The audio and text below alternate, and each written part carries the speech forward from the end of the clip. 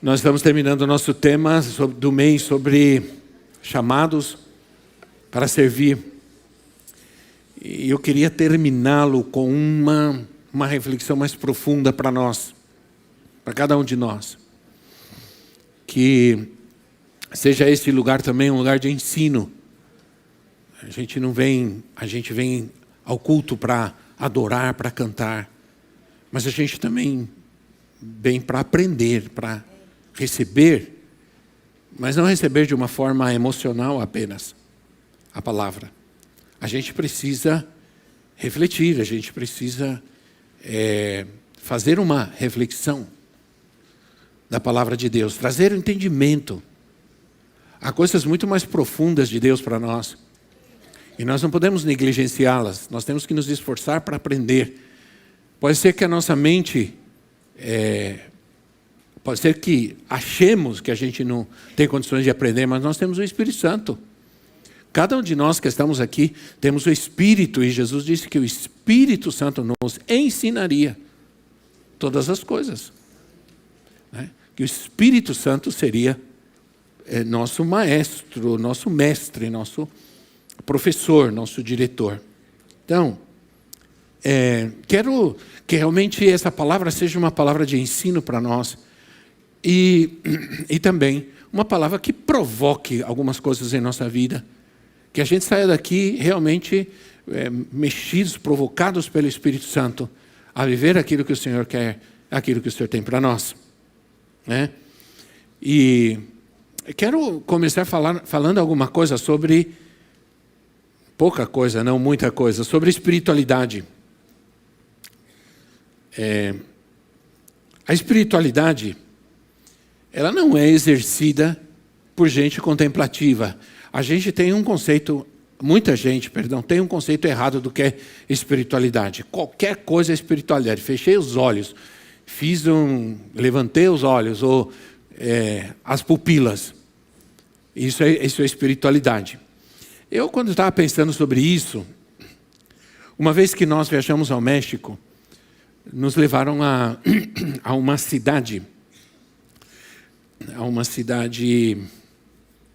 azteca. E essa cidade tem 2 pirâmides. E é um lugar para muitos muito místico, né? Por tudo que aconteceu no passado. Aliás, os aztecas, principalmente os aztecas, eles eram um povo muito, não vou usar a expressão religioso, mas não quero dizer religioso, eles eram malignos mesmo, eles eram violentos e derramavam diariamente sangue, matavam diariamente homens, mulheres, crianças. E eles eram muito sanguinários. E as pessoas vão a estes lugares e aí elas se tornam contemplativas. Eu me lembro que nós subimos uma dessas... se sente o ambiente. O ambiente é terrível. Porque em cima, na pirâmide do Sol, pirâmide da Lua, tem uma espécie de uma... Porque quando os maias, eles levavam as pessoas, eles levavam os sacrifícios humanos, subiam a pirâmide, em cima tinha uma espécie de um tanque. E ali eles sacrificavam as pessoas naquele tanque e o sangue descia e escorria pelas escadas, o sangue das pessoas. Então era muita gente sendo sacrificada. E o sangue as pessoas eram decapitadas e o sangue era deixado para derramar. Eles também tinham o hábito de enterrar pessoas importantes que morriam com todos os seus escravos e todos os seus parentes, vivos. Por isso, durante muitos anos, nas pirâmides se encontraram muita gente morta, muita gente que morreu, que estava viva, que não foi enterrada morta, foi enterrada viva, junto com seus chefes, donos e etc. Então, era muita morte, muita violência. E eu me lembro que a gente subiu e tinha uma mulher sentada nesse lugar, sentada, com as pernas cruzadas, os olhos fechados, uma multidão de gente passando para lá e para cá, uma gritaria, uma confusão, e ela lá. E eu me lembro que eu pensei, que espiritualidade essa senhora está esperando alcançar aqui? E, aliás, que espiritualidade ela precisa? De quem ela espera receber essa espiritualidade? Né? Porque para mim naquele lugar era demônio. Eu sei que o Espírito Santo estava ali porque eu estava ali. Porque nós estávamos ali, mas o que tinha de demônio naquele lugar? Porque era um lugar de morte, de destruição. A espiritualidade é mais do que contemplação. É mais do que prática de rituais. Né? A espiritualidade na Bíblia é ação. É ação. A verdadeira espiritualidade na Bíblia se encontra no verdadeiro serviço a Deus. Eu só vou encontrar uma verdadeira espiritualidade quando eu estiver servindo ao Senhor. Aliás, na Bíblia, espiritualidade não é nem contemplação, é realmente serviço. Vamos ler o primeiro texto que nós vamos ler, está em Mateus capítulo 20. Nós vamos ler alguns textos da Bíblia. Hoje tenham paciência. Quantos trouxeram sua Bíblia, digam amém. Amém. Aleluia, digam glória a Deus, amém. Vai procurando, vai dizendo amém, glória a Deus. Até achar. Você vai procurando, dizendo amém, glória a Deus, aleluia. Mateus capítulo 20, do versículo 20 ao versículo 28. Mateus capítulo 20, 20 ao 28, diz assim. Então aproximou-se de Jesus, a mãe dos filhos de Zebedeu com seus filhos, e prostrando-se, fez-lhe um pedido. O que você quer? Perguntou ele. Ela respondeu, declara que no teu reino, estes meus 2 filhos se assentarão, um à tua direita e o outro à tua esquerda. Disse-lhe Jesus, vocês não sabem o que estão pedindo. Podem vocês beber o cálice que eu vou beber? Podemos, responderam eles. Jesus lhes disse, certamente vocês beberão o meu cálice, mas assentar-se à minha direita e à minha esquerda não cabe a mim conceder. Esses lugares pertencem àqueles que para quem foram preparados por meu Pai. Quando os outros 10 ouviram isso, ficaram indignados com os 2 irmãos. Jesus os chamou e disse, vocês sabem que os governantes das nações as dominam e as pessoas importantes exercem poder sobre elas. Não será assim entre vocês. Pelo contrário, quem quiser tornar-se importante entre vocês, deverá ser servo. E quem quiser ser o primeiro, deverá ser escravo. Mas para servir, como filho do homem, que não veio para ser servido, mas para servir e dar a sua vida em resgate por muitos. Glória a Deus. Nessa passagem, algo precisa ser entendido. E esse entendimento a gente só consegue obter no contexto da passagem. Os apóstolos, eles esperavam que o reino fosse estabelecido, mas nesse momento ainda, na cabeça deles, o reino ele era terrenal. Na cabeça deles, Jesus ia se conclamar rei de Israel, ia sentar no trono e pegar as espadas e provocar um levante, e provocar uma revolução contra o domínio romano. Era isso que eles tinham na cabeça. Era isso que a mãe de Tiago tinha na cabeça. Então ela vai e disse, Senhor, quando isso acontecer, aquilo que estava na cabeça dela, quando isso acontecer, e o Senhor sentar no seu trono, que um filho meu se sente à sua direita, outro se sente à sua esquerda. Mãe é mãe. Né? Mãe é mãe. A mãe sempre espera a glória dos seus filhos. Ela queria garantir os postos mais elevados, mais importantes de um governo, de uma nação, para os seus filhos, os lugares à esquerda e à direita. Naquela época, os generais, ou as pessoas mais importantes em um governo, tomavam esses lugares. Por exemplo, no caso de José, que ficava à direita do faraó.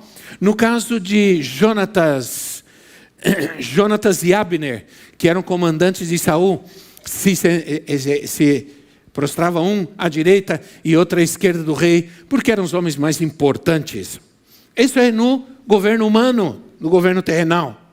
O que eles não sabiam, o que eles ainda não entendiam e viriam a entender e viriam a aprender sobre o reino, o que significa o reino, e eles iam sofrer isso na própria pele, e Jesus fala sobre isso justamente, ele diz assim, vocês podem tomar o meu cálice? Podemos, bom, verdadeiramente vocês vão participar do meu cálice, porque o cálice aqui significa sofrimento, mas eles iam entender que quando Jesus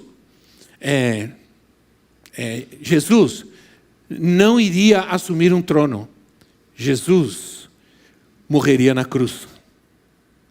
É por isso, no princípio, eles perderam a esperança, a confiança, se encheram de medo, porque esperavam o trono e veio a cruz.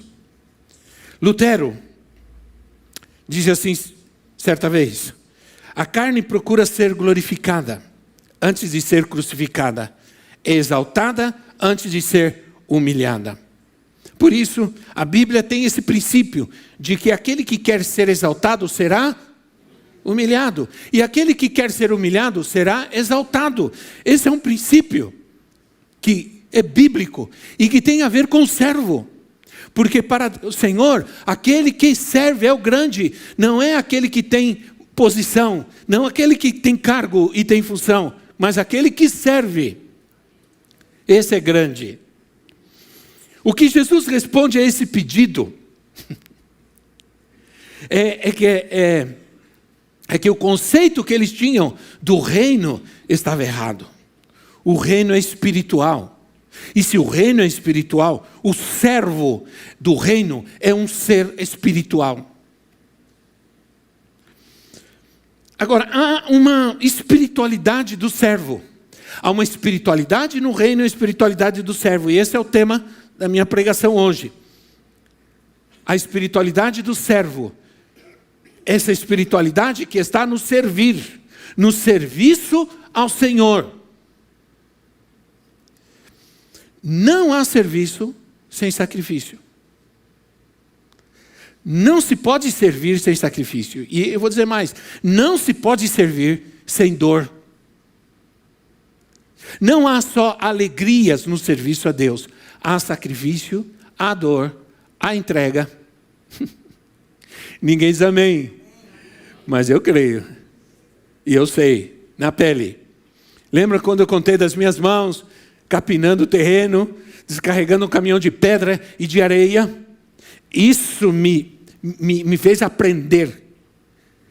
Quando o chamado para servir não está numa linha de comando, está numa linha de obediência, está numa linha de sacrifício, de entrega, de tempo. Falemos alguma coisa sobre o cálice. Quando Jesus fala sobre o cálice, ele fala de obediência. Obediência à vontade de Deus. Mas ele também fala de sofrimento. Há alguns significados do cálice na Bíblia. Sofrimento, obediência e também alegria. Quero te dizer algo na minha compreensão. Isso não deturpa a teologia, nem traz uma ideia, uma doutrina errada de forma nenhuma. Mas para mim, Jesus morreu no jardim. Porque se Jesus não tivesse morrido no jardim, ele não teria chegado à cruz. Sim ou não? Se Jesus não tivesse tomado o cálice, que ele pediu ao Pai em algum momento, Pai, se for possível, se for possível, passa de mim, livra de mim esse cálice. Porque ele sabia, ele se referia, ele falava a respeito do sofrimento que ele passaria. O cálice que ele teria que suportar. Pai, se for possível, passa de mim esse cálice. Mas não seja feita a minha vontade, mas a tua. Morreu. Diga, morreu. Por isso Jesus, quando disse, e nos ensinou a orar, nos ensinou a morrer todo dia. Pai nosso que estás no céu, santificado seja o teu nome, venha no nosso terreno, seja feita a tua vontade, assim na terra como no céu. Morri. Se eu não morri aí... Então Jesus, para mim, morreu aí, quando Ele disse, não seja feita minha vontade, mas a sua. Então Ele chegou à cruz. Na cruz Ele venceu, na cruz foi vitória, na cruz foi glória. Então, fazer a vontade do Pai, a qualquer preço, Ele estava disposto. Isso é tomar o cálice. Quando Pedro chegou e cortou a orelha do soldado romano, isso está em João 18:11, Jesus disse para ele assim, guarda a tua espada. João 18:11, guarda a tua espada, ordenou a Pedro. Acaso não haverei de beber o cálice que o Pai me deu? Não haverei de beber o cálice que o Pai me deu. O cálice significa uma oferta de si mesmo a Deus. Uma oferta de obediência à sua vontade. Mas o cálice significa dor. O cálice é amargo. O cálice é amargo. É duro, é difícil. Então, mas também Jesus se refere ao batismo. Quando ele responde, ele se refere ao batismo. Mateus não menciona. Mas a passagem paralela, a mesma passagem em Marcos capítulo 10, versículo 38, a passagem paralela menciona que Jesus diz assim, Marcos 10, 38, disse-lhe Jesus, vocês não sabem o que estão pedindo, podem beber o cálice que eu estou bebendo, ou ser batizados com o batismo com que estou sendo batizado. Com o batismo que eu estou sendo batizado. Batismo aqui significa morte. Morte. Aliás, o batismo significa morte. Graças a Deus a gente não fica aqui. Esses dias eu vi um vídeo muito engraçado. Dois pastores batizando um senhor e abaixaram o homem e começaram a orar, falar em língua, se emocionaram, veio o Espírito Santo, começaram a profetizar e o homem lá. E o homem começou a espernear e ele cheio do Espírito. Quase que o batismo virou morte de verdade, né? Mas o batismo, do seu significado, significa morte, vida de morte. Passar por este lugar de morte significa negar-se a si mesmo. E se isso não acontece, não podemos servir. Ninguém vai servir efetivamente a Deus fazendo sua própria vontade. Ninguém. Se eu entendo que tenho que servir, que esse é o meu chamado, que esse é o nosso chamado, o próximo passo é entender que eu sou chamado para fazer a vontade de Deus, não a minha vontade. Eu sou chamado para cumprir o propósito de Deus.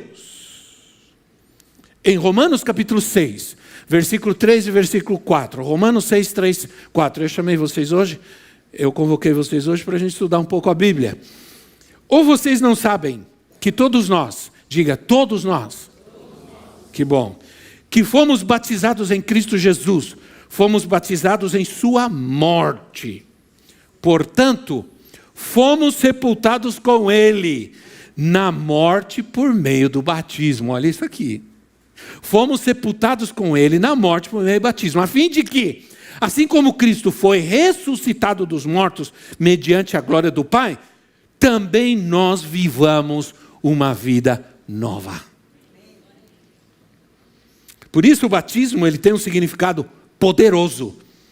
Você morre com Cristo na sua morte, você participa na sua morte, por isso ele diz, vocês querem, estão dispostos a passar pelo batismo que eu vou passar? É batismo de morte, né? Mas aí a gente não fica lá, né? A gente levanta. Mas a gente não levanta para viver mais uma vida que morreu. A gente levanta para viver uma vida que Jesus viveu.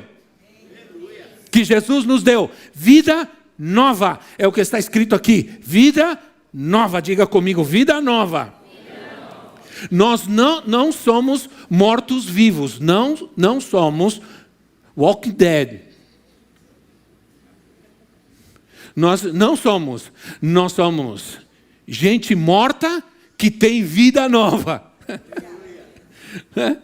Porque se você não está morto ainda, você vai morrer hoje. Tem que sair daqui mortinho da Silva. Porque não se pode viver a vida de Cristo querendo viver nossa própria vida. Alguns de nós que já temos alguns anos de vida, não muitos, mas alguns. Muitos de nós somos do século passado aqui, né?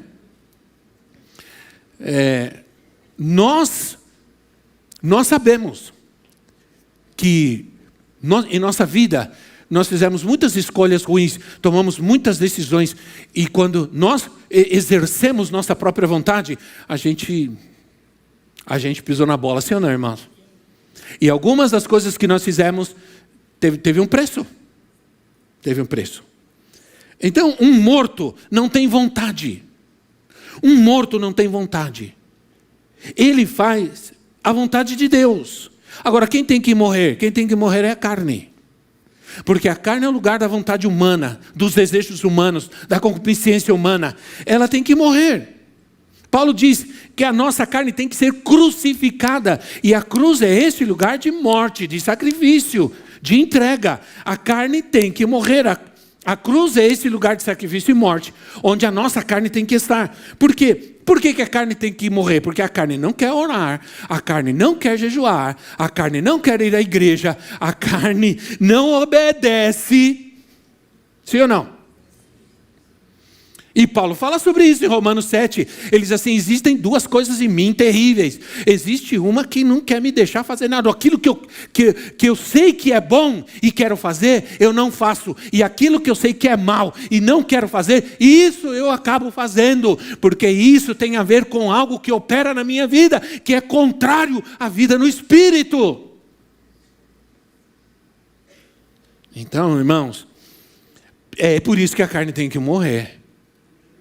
Tem que morrer. Às vezes a gente olha para algumas pessoas e fala, essa pessoa tem que morrer. Está muito viva ainda. Né? Vamos falar sobre os benefícios de servir. Os benefícios de servir a Deus. Aí eu quero ler um outro texto. Esse texto, vou ler, é um pouco longo, mas vale a pena ler.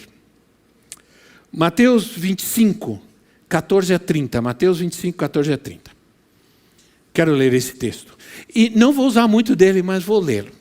Diz assim: será como o homem que ao sair de viagem chamou seus servos e confiou-lhes os seus bens. A um deu 5 talentos, a outro 2, a outro 1, a cada um de acordo com a sua capacidade. Em seguida partiu de viagem.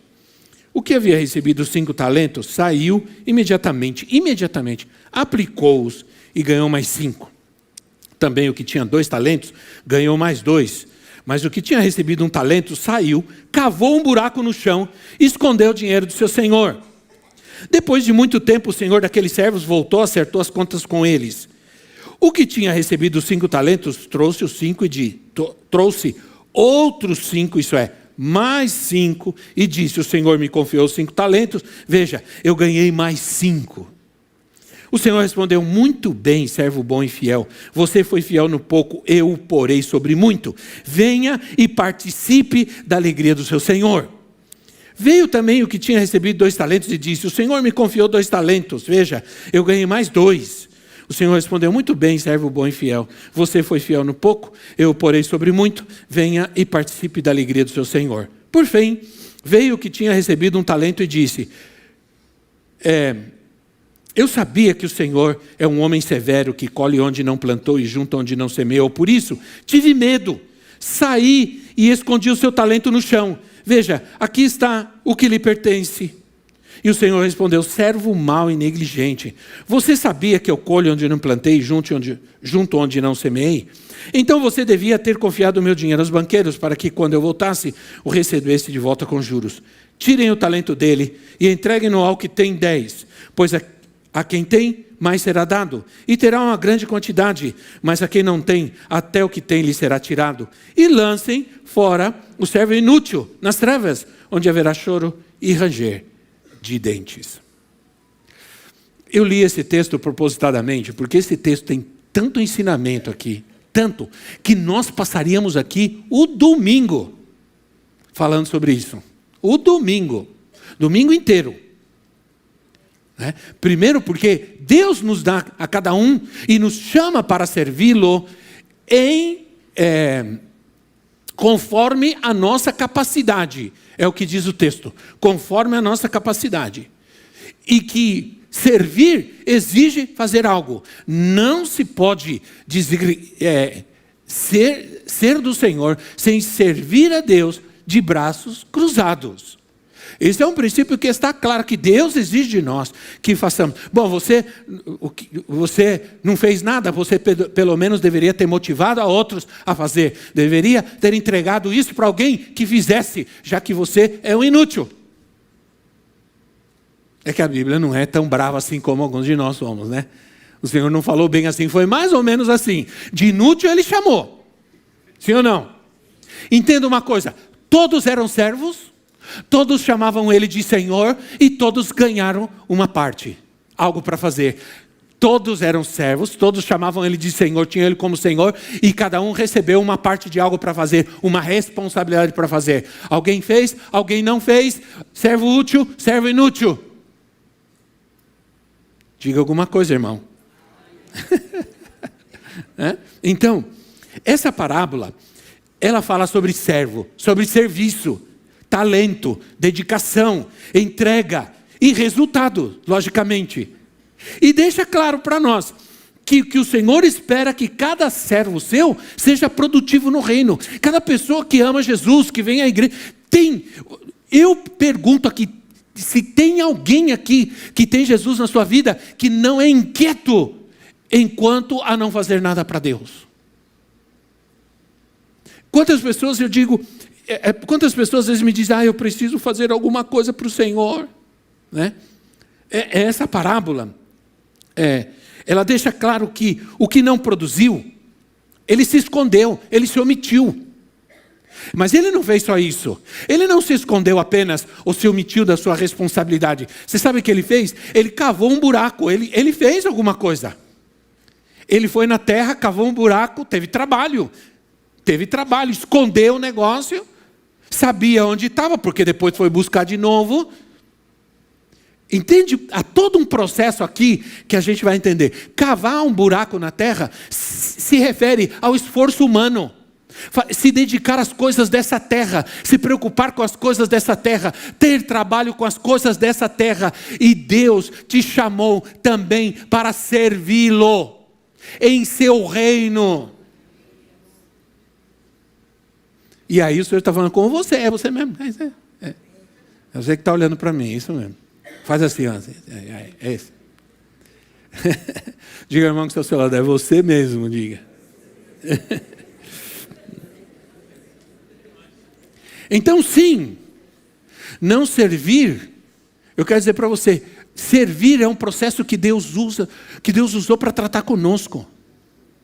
Você precisa entender que servir é algo que Deus me chama para fazer unicamente para me abençoar, para cuidar de mim, para me dar mais, para me fortalecer, para me fazer crescer. Sabia? Eu falo isso para vocês, irmãos. Eu digo isso para vocês todo o meu coração, como eu cresci esses anos todos assim, extraordinariamente. Primeiro porque ao começar o ministério eu achava que não era capaz de nada. Eu tinha minha autoestima era muito baixa. Muito baixa, minha autoestima. Era muito. A minha primeira pregação, eu tenho ela até hoje. Eu guardo ela, porque eu, às vezes, vou precisar ouvi-la para ver o tamanho da obra que Deus fez na minha vida. Entende? Mas cresci servindo. Eu me lembro, e quero contar-lhes essa história, eu me lembro, logo no primeiro ano que eu estava em Guatemala, há uma organização muito grande chamada... meu Deus, esqueci o nome agora. Equox do México. Esqueci. Era uma organização, uma rede de igrejas, de pastores e igrejas. E nós éramos os responsáveis, a Cruzada Missionária, a Grace. E no primeiro ano que eu estava lá, eles me chamaram para trabalhar na igreja, Cristo Centro, igreja principal. nós fomos chamados, fomos separados para trabalhar fazer parte da equipe pastoral da Igreja Cristã em Guatemala. Aí veio o presidente dessa organização e me chamou, fizeram uma reunião e disseram: olha, a gente soube que você trabalhava com jovens no Brasil, que você já tem uma formação teológica, a gente queria chamar você para ser presidente do departamento, naquela época, do departamento de jovens de toda a Graça Internacional. Isso envolvia todos os países, desde o México, dos Estados Unidos, lá México, até o Panamá. Todos os países. Isso é, eu iria ter condições, veículos, eu ia viajar, a gente ia viajar, né? Ela, duvido, porque ela estava grávida, estava gordinha já, bem cheinha, né? E eu ia viajar para muitos lugares. Isso representava um certo prestígio, um certo reconhecimento, uma coisa. Eu fiquei emocionado. Então, menino novo, né? Fiquei emocionadíssimo. Agora sim, agora chegou minha hora. Agora eu vou arrebentar. Me rejeitaram lá no Brasil, não quiseram me chamar. Agora vai acontecer, agora sim eu arrebento. Agora, esse é o meu lugar, é isso que eu mereço. Aí eu fui lá no apóstolo Norma, meu pastor, né, velhinho. Sentei com ele, porque eu tinha que falar com ele, né? Olha, pastor Norma, aconteceu isso, assim, assim, assim, assim. E ele só ficou me ouvindo. Então eu acho que é meu tempo, chegou minha hora. Aí ele falou para mim: olha, primeiro, você está aqui não faz nenhum ano. O que você quer fazer na tua vida? O que você quer ser? Você quer ser, pelo resto da tua vida, um pastor ou um líder de jovens? Você quer aprender como se cuida e administra uma igreja, como se prega e ensina? Ou você quer ficar andando para um lado para o outro fazendo eventos? O que você quer fazer? Você quer ser humilde, baixar sua cabeça, servir até crescer o suficiente para que Deus te levante no tempo dele, não no seu. E eu comecei. Era como se eu tivesse me colocando dentro de um tanque de água gelada. Foi esfriando. Foi subindo. Eu abaixei a cabeça. Ele falou assim: o melhor para você é que fique aqui servindo aos pastores. Servindo e aprendendo e crescendo para ser um melhor ministro para Deus. Você não está pronto para nada ainda. Foi bem assim. Bater todo lado. Perdi o rumo da minha casa, não achava o caminho de casa. Cheguei em casa, pensei: vou falar com a profetisa, vou falar com a minha esposa, ela vai me apoiar, ela vai... Quando eu cheguei, ela falou assim: ele tem razão. Aí foi a paulada final. Aí eu fui orar, falar com Deus. E então, sabe, com aquele nó na garganta, e ainda meio, eu decidi, sabe, eu tomei a decisão de obedecer. Cale-se. É amargo. Não é doce. É amargo. Mas eu tomei a decisão, eu falei: eu vou obedecer. E dia maravilhoso que eu decidi obedecer. Porque ali eu morri. Porque se eu não tivesse morrido ali, não teria chegado a lugar nenhum na minha vida ministerial e no meu chamado. Entende? Então, servo inútil. Você se ocupou com outras coisas e não se ocupou com o chamado de Deus para servir. Não se ocupou com o chamado que Deus tem para a sua vida. Se ocupou com as coisas dessa terra, desse mundo. Servo que não serve. Não seja um servo que não serve. Então sim, não servir traz resultados ruins. Agora, servir demonstra gratidão. Quando eu sirvo, também servir a Deus demonstra gratidão a Ele. Por tudo que Ele nos dá, por tudo que Ele nos deu. Assim como ser fiel também. Ser fiel é uma característica daquele que serve. 1 Tessalonicenses 5,18. 1 Tessalonicenses 5,18, Paulo diz assim: deem graças em todas as circunstâncias, pois esta é a vontade de Deus para vocês em Cristo. Agradeçam sempre, tenham gratidão sempre, sejam gratos sempre. Gratidão não é apenas quando cantamos, quando oramos. Gratidão é quando servimos. Somos gratos a Deus, servimos. Geralmente as pessoas dizem assim: eu quero fazer algo para Deus, Deus tem sido tão bom comigo, preciso fazer algo para Deus. Eu amo muito esse cântico. A pessoa que fez esse cântico para mim estava inspirada, estava na presença de Deus. Tua bondade me seguirá. Como é? Hã? Não entendi.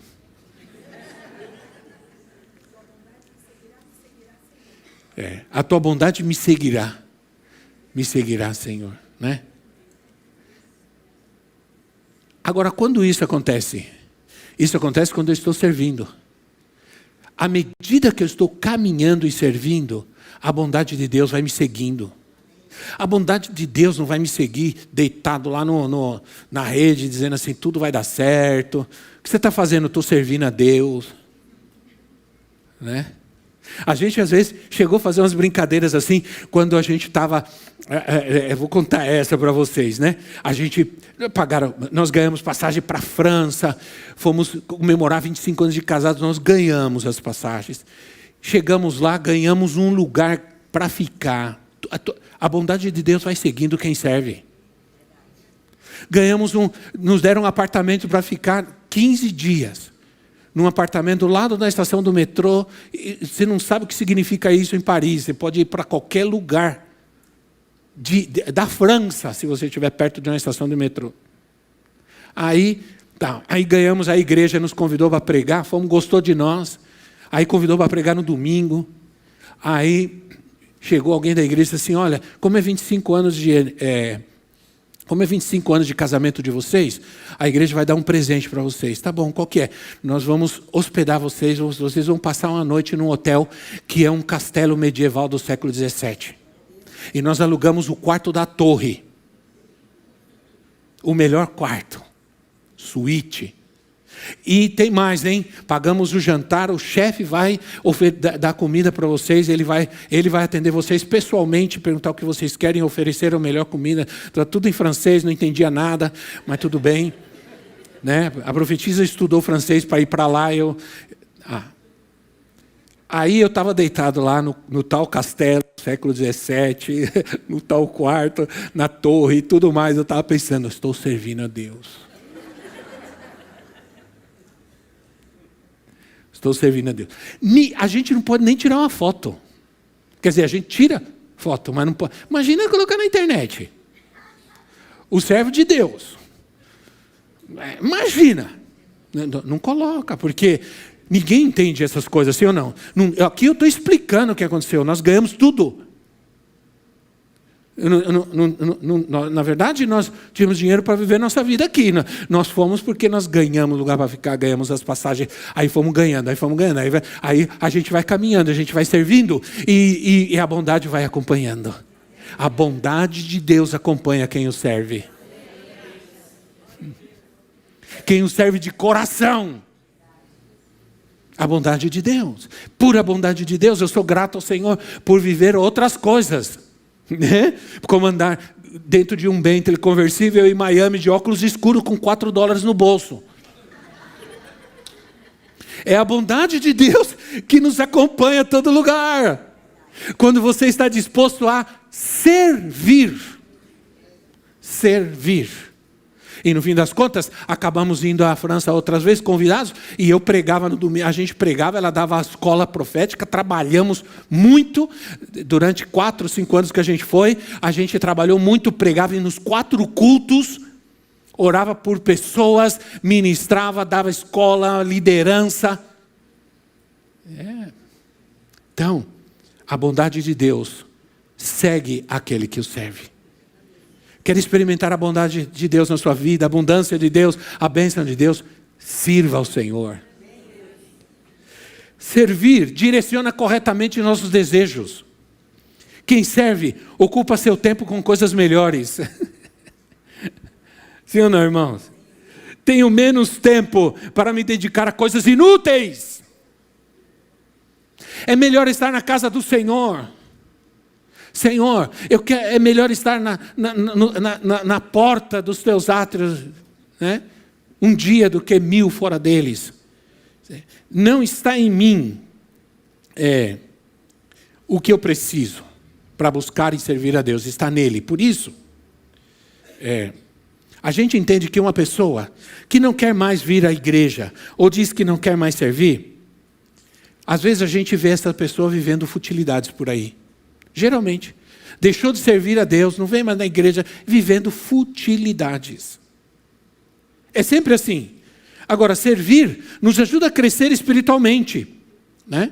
Crescemos espiritualmente, porque quando servimos, nós aprendemos, nós nos preparamos, nós somos treinados. Aqui a gente tem treinamento, aqui a gente tem escola bíblica, a gente tem preparação de líderes, a gente tem seminário bíblico, a gente tem discipulado ministerial, a gente prepara as pessoas para servir a Deus. Então você cresce, você aprende, você se prepara, né? É muito importante que a palavra de Deus nos chama para viver como servos de Deus. Aquele que serve, ele vai ser uma pessoa extremamente vitoriosa contra o pecado. Servir nos ajuda a crescer espiritualmente e nos ajuda a vencer o pecado. Nos fortalece. Crescemos espiritualmente porque servimos aprendendo. E o que eu preciso para servir está no Senhor, não está em mim. Tudo o que eu preciso para servir a Ele, Ele mesmo me dá. Ele me capacita, Ele me prepara, Ele me dá as ferramentas, Ele me dá o sustento. A Bíblia diz lá em Filipenses 2:7, com isso eu vou terminando, senão não termino hoje. Deixa aí Filipenses 2:7. Aquele que quiser ser grande, e esse é o princípio do reino, aquele que quiser ser grande, tem que começar servindo. No mundo, posição significa glória. Mas na igreja, significa estar em escravidão. Em escravidão. Esse é o termo. Filipenses 2:7, mas esvaziou-se a si mesmo, vindo a ser servo, tornando-se semelhante aos homens. Aí diz, Cristo tomou a forma de servo. Presta atenção aqui, que aqui vai algo um pouco mais profundo. Olha só. Ele tomou a forma de servo. Diz outra tradução. Ele tomou, aqui diz, vindo a ser servo. Não, ele tomou a forma de servo. A palavra aí é a palavra morfem. Né?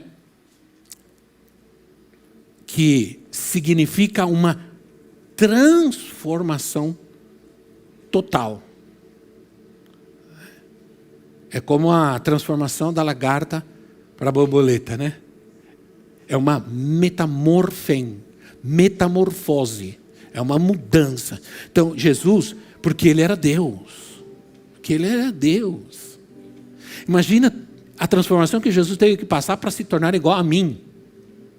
Senhor da glória, misericórdia. É ou não é? Então, a palavra aí, essa palavra, ela explica tudo. Cristo se identificou conosco em nossa natureza humana. Por quê? Para que a gente pudesse se identificar com Ele na sua glória. Senão não seria possível.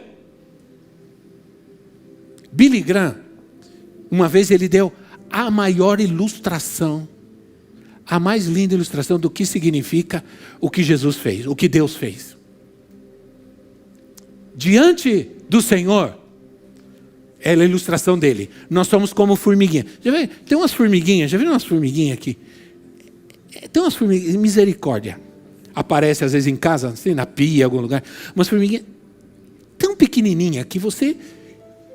Se você pegar aquela formiguinha e tocar assim com o dedo, maga, coitadinha, tão pequenininha. Billy Graham usou essa ilustração. Esse é Deus e nós somos como essa formiga. Deus viu que o homem se perdeu, se corrompeu, e Deus olha essa humanidade, essas formiguinhas frágeis, indo tudo para o inferno.